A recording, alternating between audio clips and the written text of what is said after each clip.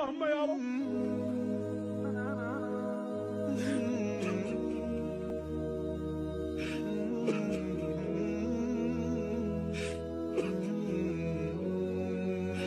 يا رب رحمتك تبعث بها مصلحا يصلح أحوالنا. اللهم اجعلنا مصلحين صادقين ننقذ أمتنا من هلاك ومن فتنة. لكن نقول كما قال النبي عليه الصلاة والسلام: أيام الصبر أيام الفتنة تجعل العاقل حيران. لكن الصبر الصبر، ولذلك آخر سورة آل عمران: اصبروا وصابروا. اللهم يا رب.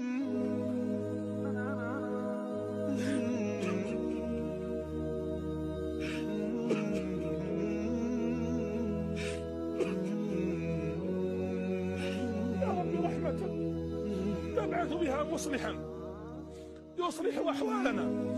اللهم اجعلنا مصلحين صادقين ننقذ أمتنا من هلاك ومن فتنة.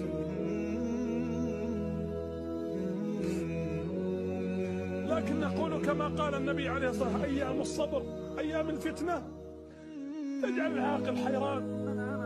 لكن الصبر الصبر، ولذلك آخر سورة آل عمران: اصبروا وصابروا ورابطوا